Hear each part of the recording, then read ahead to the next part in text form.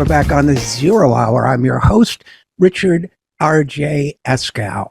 When I was young, there was a hit song on the radio by Peggy Lee called Is That All There Is? And the title kind of summarized this sense of dissatisfaction and emptiness with life, this sort of existential angst of the singer. Oddly enough, it was written by Lieber and Stoller, the guys who wrote all the songs for the Coasters and some songs for Elvis and so on.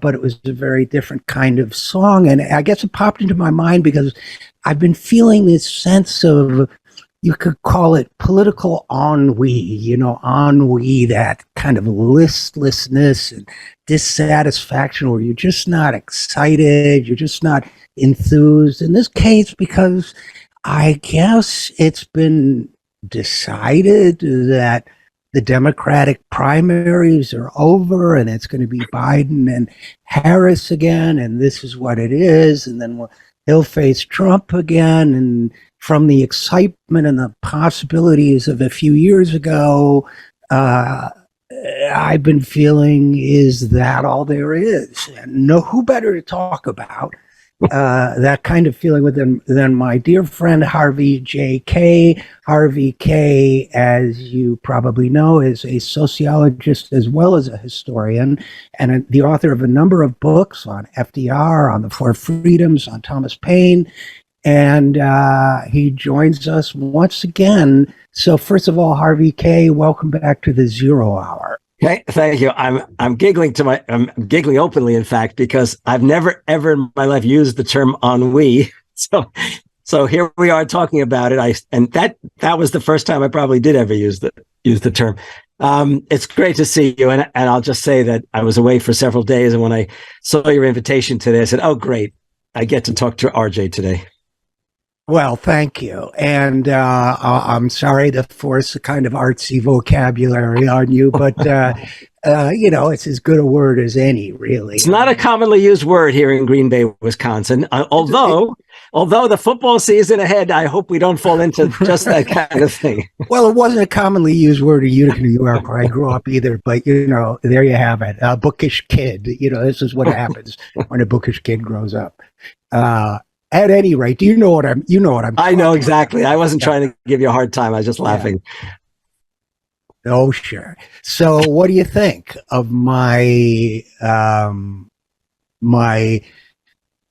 response? That it seems like everything's been declared anticlimactic before the action was even supposed to begin, and it seems to me that's among other things, an odd historical phenomenon where what do you think? Okay, so I'm going to make it clear to everyone that I have been advising Marianne Williamson. It's only fair that I do so. Okay. So let me leave that for a moment. I'll come back to it somewhat, but let's put it this way. I think your description of the state of the Democratic Party, and thus, the party that has held the White House now and did formally hold both houses of Congress, that it does seem like, right, is this all there is? I mean, and they're actually not, I mean, they can claim, that they're rallying to Biden because he's the man who can win. But I think they're rallying to Biden because can you actually be driven by a sense of ennui? I mean, can you be driven by a sense of, is this all there is? And that seems to be the case. I mean, the Republicans at least have two, I won't use four-letter words, characters who are vying for the nomination. But really, it is the case that, on the one hand, you get AOC, and the squad who have been they've been ineffective. We had such high hopes, and they've been essentially ineffective. And what do I mean by ineffective? Because I'm going to weave all this together. I didn't expect radical change as a consequence of half a dozen young progressives now sitting in Congress, or even a dozen for that matter. But I did expect the progressive, not the progressive caucus, these progressive women, mostly women and men, to start cultivating a vision. I've talked about this in many ways. I talked about it regarding my disappointment with Bernie, as effective as he was in launching a movement. that there's really not, we don't have a vision. There is nothing unifying. And the squad did not do that. They did not offer the vision. They did not come forth embracing, to be selfish about it, the idea that I've been promoting some years, and Alan and I have been promoting for the past couple of years, of an economic bill of rights. I mean, they just, so that in itself led me to think, wow, what can we expect? Then at the same time, when I look back at the last 6 months, more than 6 months, almost 8 months now at least, where Biden, bowed to the railway bosses and ultimately ended up smacking the railway workers, when I think about that, and then I think about the disaster in the Department of Transportation, the Southwest Airlines debacle and similar, and then the Southeastern Ohio train disaster. I mean, the Democrats, most people aren't going to walk away remembering what they're claiming to be their big triumphs of the past, couple of years and a half. So, right, is this all there is? It really does seem to be the case. And I can tell you now, to come back, that at least I've had the opportunity and actually the thrill of watching and participating as Marianne has generated tremendous enthusiasm amongst young people. And I who knew that, she'd be the queen of TikTok, you might say, or that basically if you held the primaries right now and the vote was the 18 to 30-year-old crowd, she could possibly win the primary. Admittedly, it's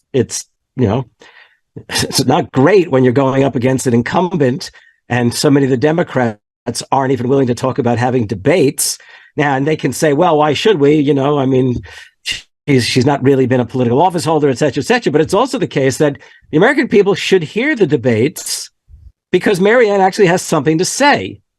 And I'll just close by saying that I expect sometime in the next several weeks or a bit more that she'll come out with a very serious public policy statement and vision built around FDR's original call for an economic bill of rights. So, there's that I'm not so sure I suffer from ennui as much as I do a kind of political schizophrenia. So if one day I've been present when Marianne launches and the next day I'm putting up with the fact that people are rallying to Biden as if this is, the way in which we win, which, by the way, is no guarantee even of that, I'm a little, maybe it is this all we have? No, it's more like one day yes and one day no. And my enthusiasm for Marianne is far greater than I ever could have imagined, since if you had asked me a year ago who Marianne was, I'd have very little idea of it. It's just, she reached out, we got to conversation, we did a couple of shows together, and she really is determined, and I promise I'm not going to go on about Marianne, but she really is determined to revive, renew, reinvigorate the FDR tradition inside of the Democratic Party. And I can only hope that if she could achieve even that kind of stimulus, it's worth celebrating. So here's what I've been pondering, Harvey, because there's a part of me, for example, Bernie has said he supports Biden in 2024. He's not going to challenge him. He's not going to support a challenger to Biden. I expect the squad to follow suit shortly. Perhaps they won't, but that's my expectation. I partially get it, okay, if I'm in the sense that if you're in that position, if you're in Congress, if you're in the House, if you're in the Senate, you've made the calculation, you've come up as a progressive, you've come up on the left, but this is the best we're going to get, and better to preserve my influence with, because Biden is the likeliest candidate, and therefore the best chance for another term. And maybe he hasn't been perfect, but he's listened to us on some things, and I don't want to burn that bridge. On the one hand, I kind of get it. And even independent progressive organizations, it's like, I'm a policy specialist in certain types of healthcare and social insurance. Maybe they'd even listen to me in 2026 about Social Security or something, or Medicare. So part of me gets it, but the other part of me says that's exactly the web of relationships that the Bernie movement, which I worked for, challenged in 2015 and 2016, because everybody in the Democratic sort of operatives universe had made that calculation about Hillary. Well, she's the likely candidate, she's the likely winner, therefore I'm not going to burn my bridges with her, even if I agree more with Bernie on a lot of issues, even though I think she's compromised in certain ways. I feel as if the progressive left, which includes Bernie, the Squad, everybody else that came up to challenge that kind of thinking, has been co-opted into that kind of thinking. So even though I get it on one level, on another level, I see it as a kind of deflation of what had the chance of becoming a promising new movement. And I don't know what your thoughts are on that. I think you're absolutely right. I think your description of the state of affairs is absolutely correct. And I'll just sidebar or add to the fact that I guess it was recently in an interview with David Sirota, AOC actually warned about Biden's move to the right. Okay, so the idea that somehow they're going to influence him, they'd have to do a hell of a job pulling him even back into the center, according to AOC's own assessment. In which case, if those folks rally to Biden, well, let me put it this way. I didn't have trouble understanding why Bernie folded so quickly when the Democratic candidates rallied around Biden in 2020. I didn't have trouble understanding that. I mean, he's Jewish. He had a family that got out of Central Europe, and I presume a number of family members lost in the Holocaust. And, he could smell fascism, you might say. And the last thing you want to do is weaken a candidate who might actually be the one candidate who could stop that. In the sense, I know Bernie could have won, but once the Democrats ganged up on him, they made it clear they were not going to let him win. That was the point. Okay. And I can assure you, Harris and Buttigieg, the last thing they probably had wanted to do was rally around Biden. Okay. So the fact is, there's that reality. And I wonder if Bernie's still operating in those same terms. But the young folks in the Squad, if AOC is capable of telling a news service that she's worried, fearful of the fact that Biden seems to be moving to the right, which I don't think it would take very much for Biden to move to the right in light of what we saw, as I said, all too often happen, then, I mean, maybe that should have inspired AOC, Cori Bush, Jayapal, a crew of them to get together and issue something like a manifesto, not a manifesto that would literally say, do this or else, but a manifesto that says, this is our vision for the Democratic Party. And we want to know who's willing to revive that kind of vision. That's the thing that I just don't quite grasp, in which case you're absolutely right. It does seem like they're beautifully co-opted. Somebody reminded me the other day, was it AOC who referred to Pelosi in terms of mama bear or something like that sometime in the last couple of years. And then, of course, we saw this, recently that some healthcare lobbyist group, right, was hosting her, basically crowning her career, as this champion for healthcare. Well, what kind of healthcare, has the Democratic Party pushed for? I mean, we don't even hear a word out of anyone. Forget Medicare for all. Let's just call it what FDR would have and the others: universal health care for Americans and American residents of the United States. And we don't hear anything about, and not even an agenda do we hear. So in that sense, it's disturbing. I mean, it's seriously disturbing. I mean, what do the Democrats, progressives, Democrats, centrist, corporate, whatever crew it is, what do they expect to run on? What is it? In that sense, I have to say, at the risk of shocking my audience, that I think I understand Nancy Pelosi more than I understand some of the members of the Squad now. I agree. Yeah. Nancy Pelosi is, of course, she's not a speaker or minority leader anymore, but I'm sure she is the same. She was about power, the exercise of power, the acquisition of power, and she was, whatever, maybe at times they seemed like dark arts, but she was very artful at it. And in that sense, I had and have enormous respect for her skill, and I get where she's coming from. And if the left had managed to add 50 solid, real progressives who would hold their ground to the House Democratic Caucus, then Nancy Pelosi, I think, would have responded because she understands power if there had been a left willing to exercise power. What I don't understand is the left caucus in the House that seems to be, diffident, to use another, two-buck word, about exercising power. And I don't get where they're coming from. So to me, I really want to know. Yeah, I saw that thing that Pelosi was honored by the healthcare industry for advancing healthcare, meaning, okay, yeah. I mean, she raised a lot of money, I'm sure, from the healthcare industry. But that was the way she operated. She and her ilk developed a set of ground rules for doing politics that involved raising tons of money for rich people and corporations. That was part of her power equation. And I thought we were coming up with a new power equation of $27 each, right, from working people and regular people, and then mass movements and get out the vote and everything else. And now I don't see that new power equation happening at all. And I feel like today's, I didn't expect to sound so harsh on the squad, but like today's left, inside the party left is a little bit like 2015's party establishment in that sense. And maybe I'm wrong. Maybe I'm unfair. They still say great things sometimes. But I just don't see how they plan to translate that into power.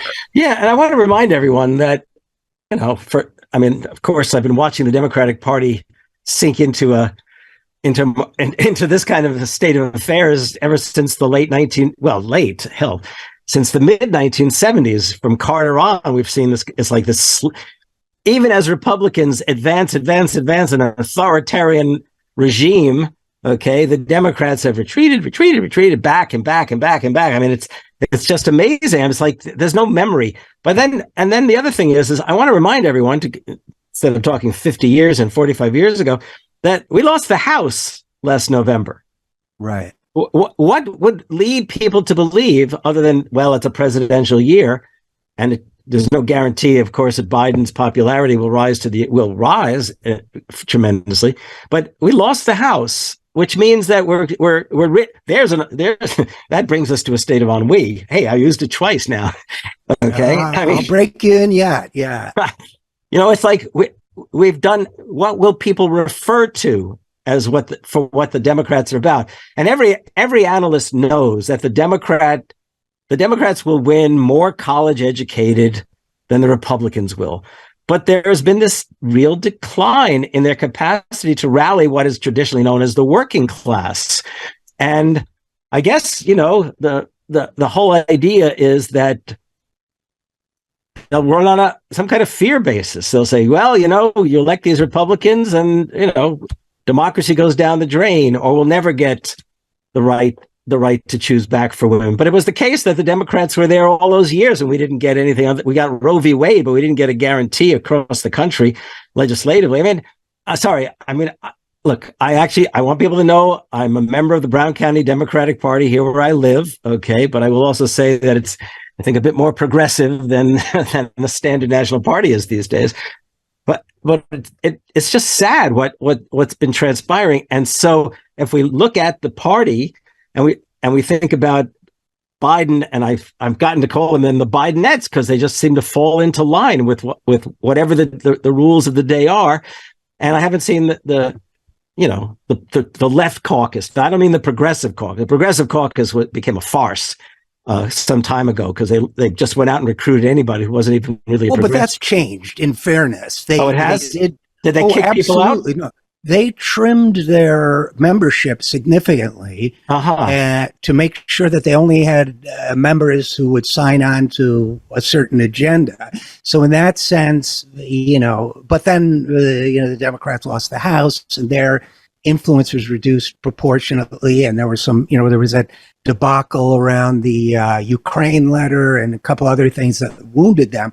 But they did try to address that, in fairness. Now, and I will say that I live here in the state of Wisconsin, where the Republicans have literally had us by the neck for some time. But then we had the recent, we might even have talked about the fact that we had this judicial election to the state Supreme Court, and we won. And it was a tremendous victory. And of course, abortion was on the agenda. The right of public and others, to public employees and others to organize. We had become what they call it, a right to work state under the Republicans. I mean, there's an energy out here. I do want to say there's an energy out here. Look, Michigan was once again Democratic. Minnesota is, never really lost that kind of direction. But Wisconsin, sitting in between Illinois, Wisconsin, and Illinois, Michigan, and Minnesota, here we are, this Republican stronghold, except you can feel the energy in the state. The question is whether or not we can overcome the redistricting and the reapportionment that the Republicans have imposed on us. And that too is a question before the Supreme Court. I guess it's that I guess I'm just utterly impatient. I've watched this for 45 years. I'm utterly impatient. Not to mention, 45 years ago, I was a pretty young guy. And I'd like to at least see the Democrats remember who they are, okay, and start acting and talking like that. Look, if you listen to the what do they call them, the pundits on MSNBC, and I don't watch these shows. I'm assuming it's MSNBC. I don't know what CNN's doing these days. But you pick things up and you read these things. You think that FDR had come back, that Biden has achieved, unprecedented victories. Well, I'm not sold. Okay. And I can tell you that my fellow Wisconsinites may well have been revved up to save rights in the state, but I'm sure that they couldn't tell you what's on the agenda nationally that the Democrats are really fighting for, since much of what they're now going to have to fight for, they literally lost. Right. And in that sense, I've been thinking about this upcoming presidential election in the context of history, right? And, we've had presidential candidates in the past, William Jennings Bryan, or whoever you want to think of, who represented a real, in a positive sense, sort of populist political impulse in this country. We had, of course, FDR, you've researched extensively. I think you tweeted something fairly recently about, FDR saying, the Democrats have to be the party of militant labor. Militant liberalism, which, by the way, was a way of, it was him getting around the term social democracy. He didn't want to use the word social democracy. He didn't want to use the word progressive because that would have thrown back to the early 20th century. Teddy Roosevelt, his cousin. Right. Yeah. But you had these various periods, and then you had other periods where, it was the bland leading the bland in presidential elections, right?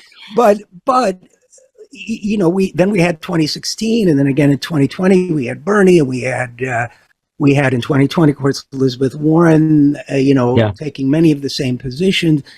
But this sense of dissipation is discouraging to me, and the left seems to me, beyond the political process, to have further fragmented. I mean, of course, my social media feeds or whatever are just as distorted as anybody else's, but so it's not exactly scientific polling, but I mean, there are people who are just, the Democratic Party will never be a vehicle for social change, so forget Marianne Williamson or anybody else. Yeah. There are other people saying, well, we're solid leftists, we're democratic socialists, but like Bernie, but Biden's the best we can get, and let's go with it. There's no coherent vision, which was what you were describing earlier, and B, coherent strategy, road to power.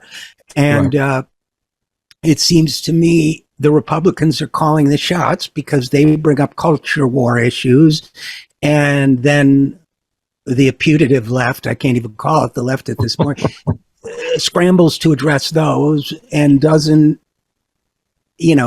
come up with a vision of its own. To me, this has been encapsulated to a certain extent in the controversy around, or some of the intra-left debates around how to talk about Tucker Carlson's firing. Oh, yeah. I've been on Tucker's program. He's a dick. I mean, we don't have to debate that. He's terrible. Yeah. He pushes white nationalism, you name it. I'm sure the stories of his sexism, they ring true to me and so on. But it somehow seems to be off limits to talk about the fact that he is the only major media figure I know of who has, however disingenuously, talked about economic populism, about factory towns that have been screwed over by the elites and that kind of thing. Now, I'm not rook snookered by it or whatever the word is. Sure. But you know, it's not, I'm not buying his, you know, bigotry to point out that there's something there. And, you know, people compare him to Father Coughlin, the bigoted priest who broadcast during FDR's era. But I don't think Father Coughlin attacked the bankers of the time. Maybe he did, but I'm not aware of that. So it seems to me that the left should be looking at and saying, wait a minute, why is that what he's getting famous and influential over? Why, you know, and obviously the other stuff, nationalism is contributing to. Why aren't we playing on that when so many people, including right there in Wisconsin, right here in Silver Spring, Maryland, are concerned about those issues? Why aren't people why aren't the Democrats talking about that stuff? Well, I mean, if Alan Minsky, my friend, were here, I know I can hear him saying, well, the Democrats don't advance an agenda that's a cultural politics agenda. Well, that's not the point. The point is the conservatives have so dominated the media story, and the people in the media love cultural politics as a subject. It is the cheapest thing to cover. They don't have to go out into the heartland of America. They can do it from there, right out of New York and LA and Washington and elsewhere. So it's just easy to cover. They can get somebody spouting something. Okay. I mean, it's, and not to mention the Republicans are doing incredibly disgusting things politically in the States. Okay. And they can always get a feed if they have to, or a photograph. So, but the point is, but the Democrats have yet to figure out how truly to transcend the moment. So for example, look, if the Democrats want to transcend the moment, they have got to start, I'm going to be blunt about it. They got to start reading some history. They got to start remembering that, look, back in the 30s, it was not like the working class was all united. Racism was virulent. Anti-Semitism was virulent. Oh, by the way, for the record, Coughlin started out attacking the bankers and then discovered he'd make even more headway if he started going after Jews. Okay, so he shifted gears. And in case people don't realize, banking was dominated by no means by Jews. Let's be clear about that. Right. No, I got it. And and because he didn't go after Jewish bankers necessarily, or if he did, it was like Rothschild in Europe. But the point is that was a shift. But more importantly, it's the fact that the Democrats. That's why I said before. The progressive caucus, if it's true, has been trimmed down and become all the more progressive, leaning more to the left. Then they should have rallied around an argument. Look, Democrats, this is what we were. This was the party that supported labor unionism, Social Security, et cetera, and we would have had national health care if in the 1930s the Democrats could have gotten the Southern Democrats to rally to that cause as well. The point is that there's a history they could refer to. And they could project it in terms of that vision. Again, I'll hype it. The idea of an economic bill of rights, instead of just laying out, we support this, forget that we support these individual bills. Each one of them introduced some bill. Yeah, that's great. But American working people who are enduring difficult straits, and it's going to get worse in light of the end of various pandemic remedies that are going to have run out, that let them hear that the Democrats have a working people's vision and agenda in mind. I mean, look, he ran Joe Biden as the friend of labor and the working class. Let him act on it. He hasn't. So if he doesn't, let others do it. Obviously, Harris can't do it. Buttigieg can't do it. I mean, forget it. That's out of the question. But there are people who can. Let Biden sort of invite. Let him invite even the likes of Cori Bush and others and say, look, we've got to get this together because my longevity is limited. Okay. And being now in my early 70s, I can tell you our longevities are limited. But so we should be creating the Democratic Party of tomorrow, because these young people, the 18 to 30-year-olds, they will not put up with this any longer. They're energized, but what does it take to turn them off completely? What does it take to turn them off completely? The Democrats acting like the dullards that they've been behaving like. Okay. So, I think the enthusiasm that Marianne has generated amongst, admittedly, rather young people, some of whom can't even vote. Okay. But the fact, they can vote, okay, in high school, ballots. Right. But the fact is that for class president, they can vote. Right. Yeah. But she's generated a lot of enthusiasm. And what does it take for the Democrats to wake up and say, look, this is what the people want. Let's start addressing it. Okay, sure, we can point fingers at the Republicans. Let's punch out at these guys. But let's also make it a point of saying that this is the united. Biden likes to say the soul of America. I don't want to hear about the soul of America. I want to hear about the history of America that for so many generations saw movements upon movements upon movements make all the more real the promise of the Declaration: life, liberty, and the pursuit of happiness. Rally around that, if nothing else. There are so many things to rally around, and then from that vision, lay out an agenda that can appeal. But it also means you've got to go fight. You can't say, well, we can't get it passed in Congress, we'll back off. Fight. Let it be clear that Manchin didn't just say, I'm going to block it, therefore we're not going to take the vote. Let him stand up and block it, and let Biden and the others literally attack him and let him leave the party. Okay? Start acting like Nancy Pelosi, okay? Worry about power. And I think all of that makes tremendous sense. In addition, if they really had an agenda that stood for working people, then when the Republicans come with their, you guys care about the pronouns thing, yeah. which is all they've got, really, then, what about gender reassignment surgery or whatever? Say, why are you talking about a medical situation? Yes. Why are you changing the subject? We're talking about working people in this country. And let me add, Harvey, a pet peeve of mine, that Joe Biden ends every speech that I've seen with God bless our troops, which is okay. Good. They're on the front line. I get it. How about God bless our teachers once in a while? How about God bless our grocery store workers? God bless our railroad workers, our bus conductors? Yeah. Is that so hard? Right. No, right. Exactly. Exactly. I used to joke. Sorry, I probably said this once on your show in the years past. There was a time I really did like Biden when he plagiarized Neil Kinnock, the leader of the Labour Party in Britain. Why would a professor think it's a good idea that he plagiarized? Because at least it showed that he was paying attention to social democratic politicians once upon a time. Right. And it was a good quote, as I recall. Right. It was.